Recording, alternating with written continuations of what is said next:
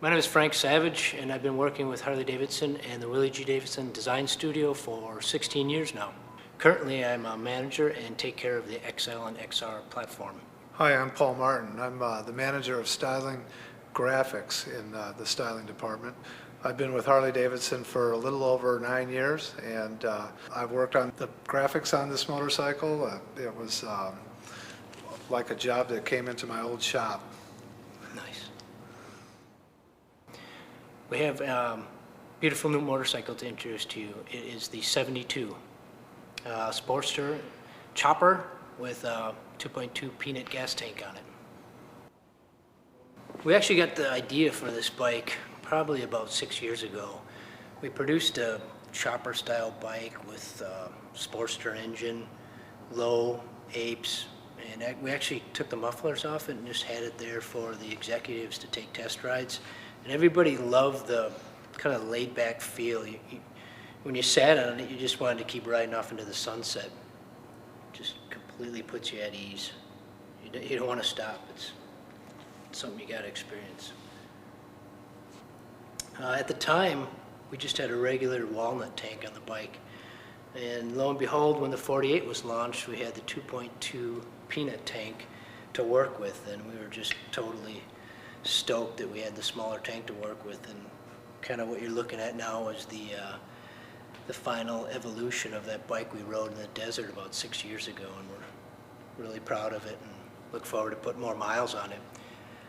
All right, so a lot of the questions us designers get at Harley-Davidson is, where does the inspiration for this bike come? Where do you get your ideas? And it's obviously the inspiration for this bike came from choppers of the mid-60s to 70s, a really stripped down look. This is one of the narrowest glide front ends we have in our portfolio today, and it really has a kind of almost a bicycle feel to it. And even today we see customizers stripping their bikes down in the West Coast and Japan to get a really narrow bike, small tank, and prominent engine. After that, we've defined the geometry. We get the 2.2 peanut tank, the trim fender. We're like, okay, take it to the graphics department, and we work with Paulie to come up with some era period graphics. We got Paul Martin here that is the expert in graphics, and I was asking him, where does the style of paint come from, and when did candy custom and hard candy custom, we call it, and flake and paint and these pinstriping things, what was the origin of that stuff, and where did it come from, Paulie? Well, in the 60s is kind of when the big flake really kind of started to take off, and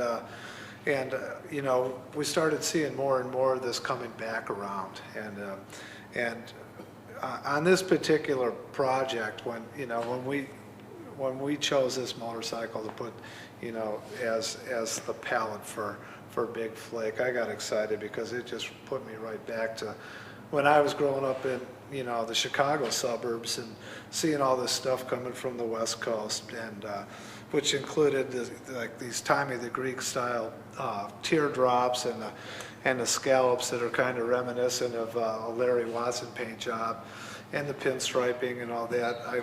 I just really got stoked about doing that job. That's sweet. So you're kind of taking what you've learned from history, some of the guys before you, adding their flair, but then mixing in your designs to make it something unique. Yeah, absolutely. This project was, it wasn't much different than if, you rolled into my shop and wanted to do something, a cool paint job on it. And, with the big flake, you would do some graphics that were not trying to compete with that, but, highlight the shapes. Right. See, we went back to a more traditional round air cleaner, and it frees up space on either side of the V to expose the push rod tubes and really showcase the engine and give a classic appeal to the 72. We've also given the cases, the heads, and the cylinders gray paint. It's a nice accentuation with the chrome. This bike, you see it, and it looks like it just pulled into a ride-in show, and we're offering this right from the factory. So big chrome, looking good. We've also added white wall front and rear. which adds to a nostalgic feel, lightens up the bike visually also. One of the favorite parts of the design process for me is seeing the hardware that we as a team worked on going down the road. And this one's going to be no exception. Seeing this beautiful bike drive off into the sunset with a customer on it, it's going to be very fulfilling. Man, you know, when I do a job like this in the shop, I just couldn't wait till the customer come and get it. It was just really exciting.